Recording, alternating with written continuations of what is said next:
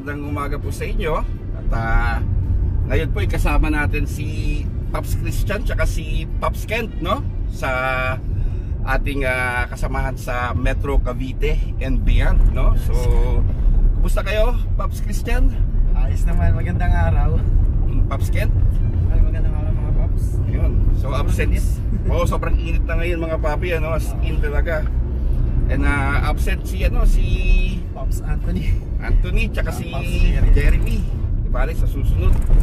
So ngayon nandito tayo sa Dasmariñas, no? Yes. So gagawa tayo ng vlog na mga projects ngayon dito. At bahala na. Tingnan natin kung ano yung mga madadaanan natin, ano? Yes, tapos Pops. hati-hatiin na lang natin tong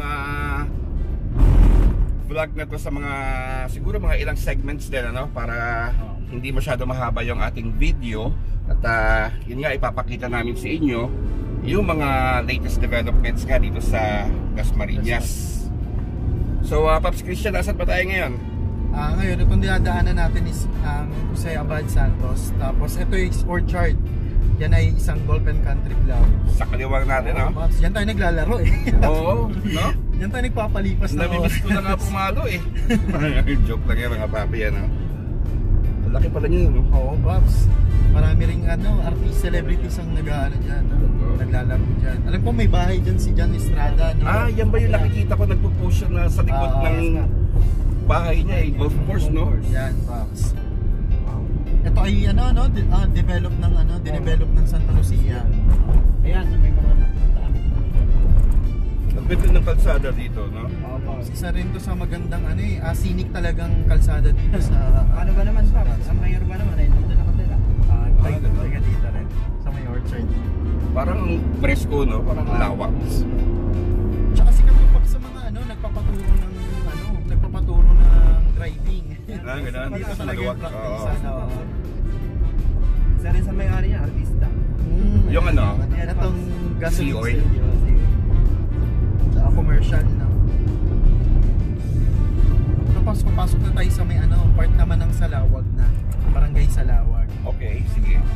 Turo mo na, Pops Christian. Ganda na rin dyan kasi nakakad na maayos. So, pupuntahan natin yung Snake Road, no? Yung Snake Road, Pops, kung saan i-connecta nga yung yung DBB link, tsaka yung River Drive na nasa Congressional Avenue Extension. Yung pinakita natin dati na natin tayo, no? Papuntang The Island. The Island. And good news nga pala, no? Minsan napadaan kasi ako nun, Pops, gabi na. Di ba normally dati hanggang 5 o'clock lang yata yung sa The Island, no? Oo. Pero ngayon gabi na yung dumaan kami doon, bukas pa rin siya eh. So inopen na talaga ng 24 hours. Nice. So malaking bagay po yun, no? Para makaiwas tayo sa Aguinaldo Highway, no? Yes. Ginagawa ko pag galing Tagaytay, no? Imbis na dediretso ako Aguinaldo, papasok na ako ng UTS Boulevard. Tapos Governor's Drive, papasok ako ng Island Park.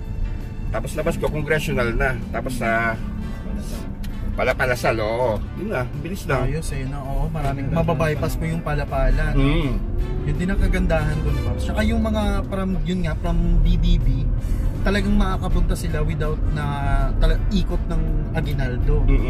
Diba? Malaking alwan talaga. And siguro ngayon malaki din development dun sa River Drive, no? Dun sa Congressional Avenue Extension, no? Hindi pa lang talaga din napapasok pa, pero malaki na talaga yung inaayos nila. Ito, Pops, kung titingnan mo, itong nasa gilid, yan yung Center Island.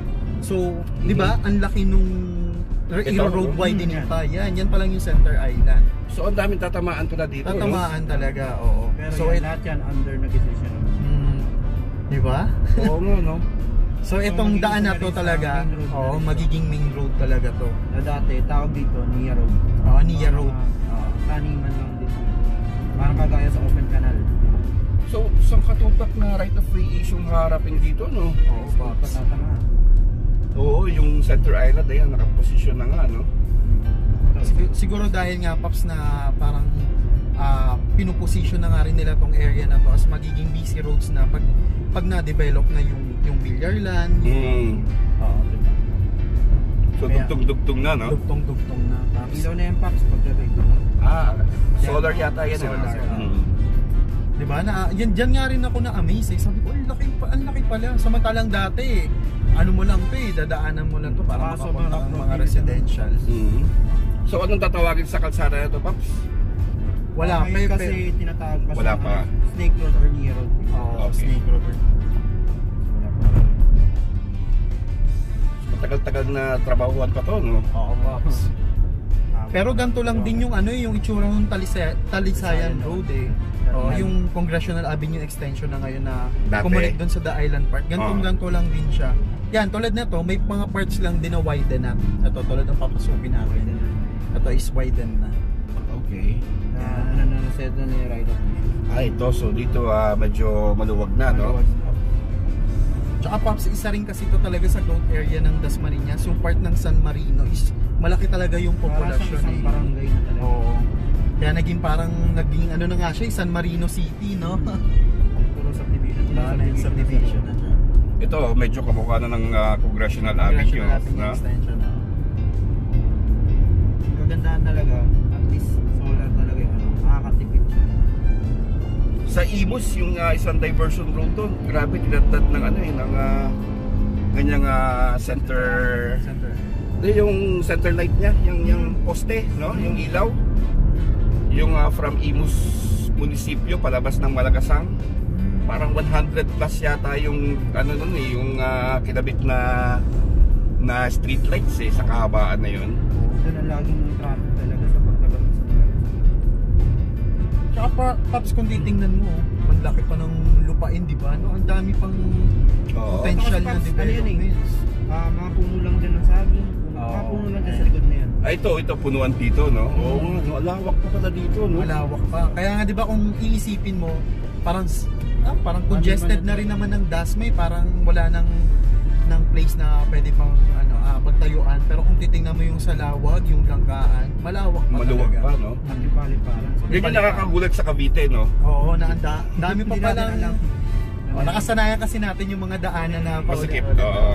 Ito Pops, nung mga nakaraan, nung time na Wala, sarado. binabike namin to is talagang rough road, talagang wasak na wasak yung daan. Ewan ko lang kung banda doon. Marami na rin nagubang ba. Oh, so ito medyo maluwag na, oh. Kasya ng 2 lanes, no? Ito dati is Ito giniba na yung mga ibang structures dito, no? Dito madadaanan natin yung DB building. Ito Pops, sana maliparan natin siya ng Sige. drone, no? Ito ay medyo parang sisikip na ata. Ito yung time na ginagawa pa noon.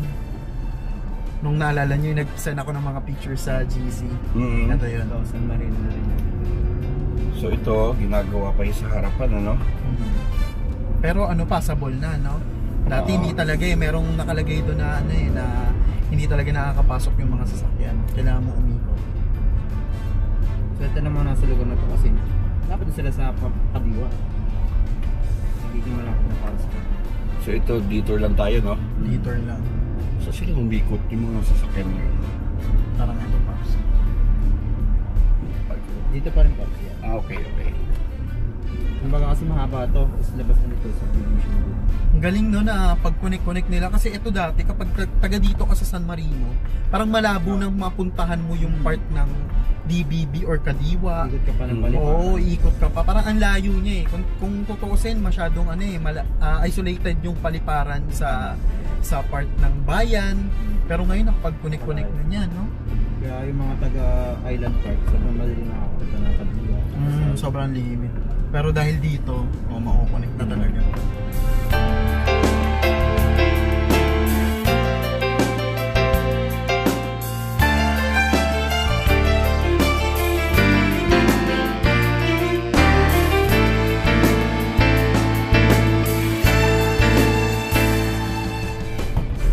Tayo pag Pasok na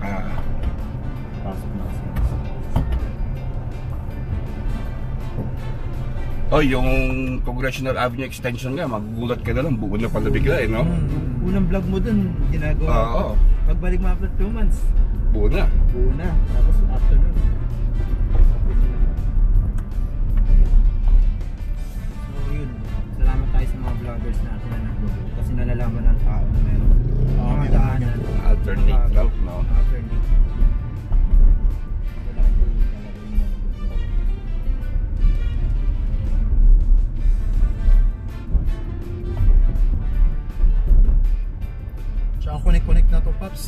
Bali, ito is kukonekta dun sa DBB sa Para na Lawag rin siyang League. Pops Loop kung Oo. tatawagin.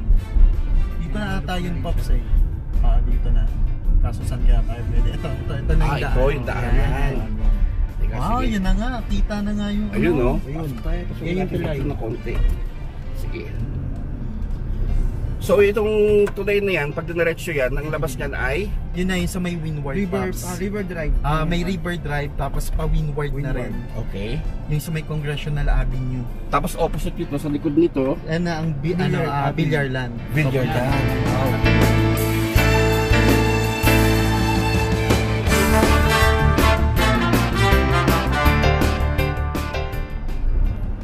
tara Paps, subukan natin na pasukin dun sa ano. Tingnan natin kung ano bang sitwasyon dun, ano.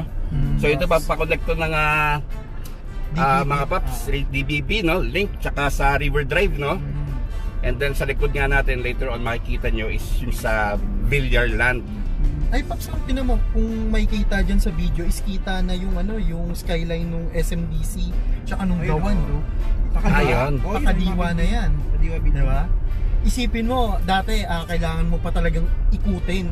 Pero ngayon, mako-connect na yung ano, Kadiwa. Ayos, ano? So, from Kadiwa to Alabang, mas mabilis na. Oo. Oo, kasi ano, paglabas yan sa Villar Avenue, pwede ka nang dumaan ng Daang Reyna. Ito, pwede na pa Tapos MCX na. Ito, malawak na pa rin sa may tulay, oh. Ano? Yan Pops yung ginagawa last 2021. Siya na 2021 siya natapos, 2022 yata ito ginagawa. Pero mabilis na lang to, no? Kaya na to ng end of the year. Kasi Kaso- dati Pops, may mga bahay pa dito. Talagang totoo, may mga bahay pa talaga dito. So marami rin pa ng ano dito na May palace, mga no? babuyan, ayan, babuyan dito. Mga Pero sana ang wish ko hindi na siya din i-residential na ano. lugar. Oo, na horizontal siguro kahit dito na Mag sila ng park. tsaka mag mid-rise dito na mag mid-rise Oo. ang Dasma, no. Para buong corridor from Villar Avenue. Talagang Oo. ang ganda tingnan, tas connecting to Mangubat Avenue. Tsaka yun nga yung ini-request natin Pops Kent, no, na sana town and country na lang sana yung kinuhang alignment. Sentro ng ano. Oo. Para paglabas mo talaga dire-diretso ng Pamangubat Avenue. Kaso ito, ang labas nito is Windward. Ganda dito, kung lawak, oh. Oo nga, no? Maraming nagbabike dito pag-apon. Ganon? Di pa lang ako dito talaga mismo kadaan, pero doon sa may area C, sa may das na bagong bayan. Doon, may daan naman dyan papasok. Ang lawak, oh. Ikutin muna natin mga Paps bago tayo magpalipad ng drone, no? So ito, Ang ganda na nung tsura ng river, no? Ito, oh. Isa ito sa pinakamahabang tulay dito sa Dasma. Wow, ganda, oh. Ayos, no? Kung iisipin mo, parang di mo na makikitaan na may ganito pa palang mga lugar, no? Tulad nung Sobrang taas Imus. ito. Tinan mo yung Nung tinambak ano? na dito sa bundok. Oo, sobrang taas. Kasi yung sa Lawag is siya ang isa sa pinakamataas na lugar sa Dasma. Oo. Di ba nga kita mo na nga yung skyline dito ng Metro Manila? Alabang. Ito, Pops, ito siguro yung connecting ng pa Ito, River Drive. Ito, no? Oo, yan nga yung pa River Drive. Ganda, Not sure lang oh. kung pwede tayo dumaan. Pero to, ayan, mga bahay na yan. Yung mga papi, antayin nyo lang yung drone shot natin na ikutin muna natin. So, binangasan na pa nila yung mga bundok-bundok. So ayun na nga, no? Talagang ready na pala siyang i-connect talaga sa ano, sa Windward. Magugulat na lang tayo. Mamaya, open na nila. Pero ang Windward Hills is private community, di ba? Gated subdivision yan. Paano kaya ang magiging ano nila niyan? Magiging agreement kung oras lang din ba? Or Usually, parang katulad din sa Maynila, sa Las Piñas, di ba mayroon din sa Baka Mga sana sticker. matulad dun sa Island Park, no? Na nung unay oras lang, Oo. pero Ito pa kalaunan eh, ito, dinugtong. yan, mga ano na yan, existing na yan mga roads. Ito. okay. So siguro ang nakikita ko dito, siguro subdivision to dati, no, na lupa lang. Tapos- ang alam ko kasi, ito Pops, ang may part nito, hawak to ni Orchard. Ni Santa Lucia. Oo, Santa Lucia. Mga ano to, yung parang ano na nila, bank na mga lupa. Land bank. Oo. Oo. Na i-develop sana kaso Medyo ano, lupa kasi. oh, ito na nga Pops yung row na pa Windward. So ang dami Okay. nga palang, tama nga yung sinabi nung girl Ayan, sa Windward. Ang dami pang Ito isa sa Tama. pinakamataang lugar sa dito sa Dasma. So ito na yung pa-Windward, yung palabas dun sa... Anong... Kadiwa. Pakaliwa. Kaliwa. Kasi market mall, Okay, so meron pang right of way issue dito, no? Diretso to dyan mga papseo. Okay. So, 3 bahay yata yung ginigibangan ng... Hindi, ang laki ng bahay na yun, Pops. Yung mismo tumpok na ito. Yan nga, 3 bahay yan. Yun, so ganda nito mga papi, labas mo yung Kaliwa na diretso, no? So, Dun sa may Congressional Avenue yan, di ba? Yes, Pops. labas ng school. Tapos, pabalik tayo, itong diadaanan natin kung saan tayo nakaturo ay palabas naman ng Villarland, no? Yes, Pops. So, lalabas rin yun, diretso ng Daang Hari, no? Daang Reyna and Daang Hari. Yes. So ito, yung nalagyan din access. So itong ano na to, road nito, may road network talaga siya, no? May sarili siyang road Makikita mo na network. naman mga panibagong bahay dito. Oo. Mga kinta-kinta ko na. Di magtatagal, marami namang mga ahente dito ng bahay, ano? Parang yan, tagisan sila ng Imus, Bacoor, Gentry. Ito ay project ng DPWH. Alam mo yun ang gusto kong center island, yung kanya mababa lang, oh. Yan, no? Pops. Yan nga. Tapos Sa mga may mga maluwag na yung puno na. bagong daan, yan na yung ano nila eh. At yung kagandahan dito. Kasi yung ano yung medyo mataas, yung parang tulad nung sa Aguinaldo Highway, medyo ano yun, ang sikip tingnan, no, Pops? Ang lawak naman ng kalsada, pero dahil dun sa center island na ano, Kasi tingnan, kasi mataas. mataas. Tsaka ito kasi pwede itong tsaka to pwede kasi itong magkaroon ng puno, no? Talagang ayan, hindi yung mga plants lang na maliliit na hindi rin naman nakakatulong sa pollution or what. So itong Pakana naman, mga paps, ito yung papunta naman ng Congressional Avenue Extension, no? Yung isisingit ko na nga lang po sa video natin yung itsura ng River Drive, no? So nung huling nagpunta nga po tayo dun sa Congressional Avenue Extension nung opening, no? So pinasilip ko nga po dun yung River Drive na ginagawa.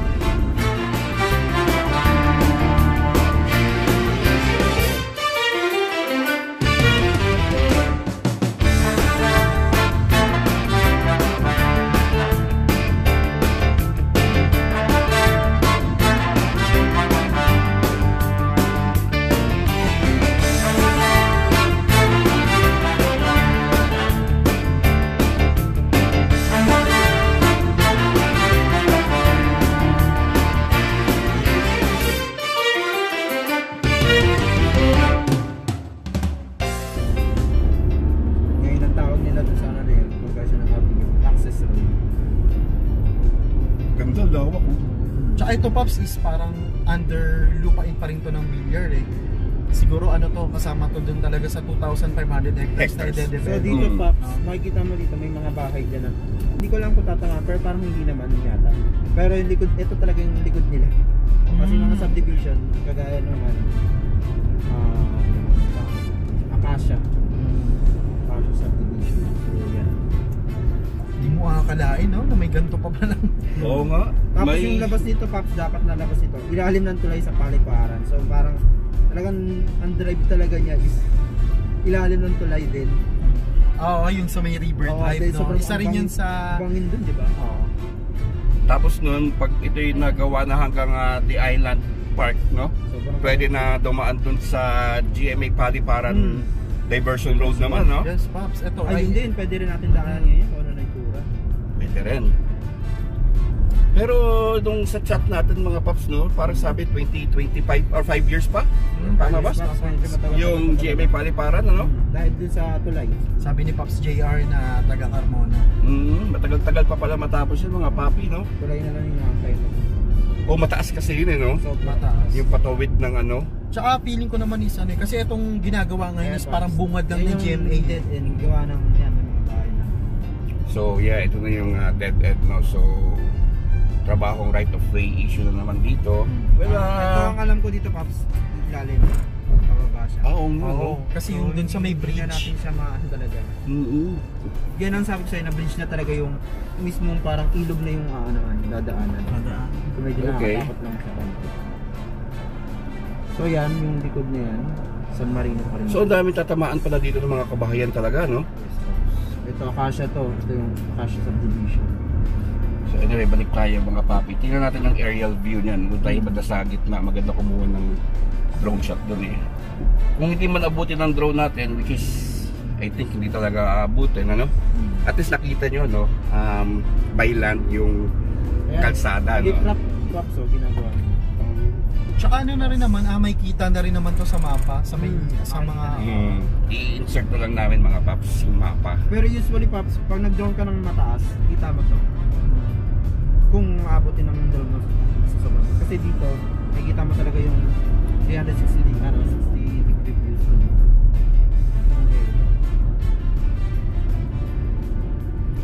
So mabilis lang yung pagkagawa dito, Christian, no? Dahil nung sabi mo nga nung huling nagpunta ka dito, wala pa to, no? wala pa, Paps. Nagandaan dito. Tsaka ang ano dito, Paps, ang wish naman natin dito is sana kapag naging open siya, is padaanan din sa ano, magkaroon ng ruta yung for public transport. Kasi isipin mo kung gaanong alwan to sa mga residente, di ba?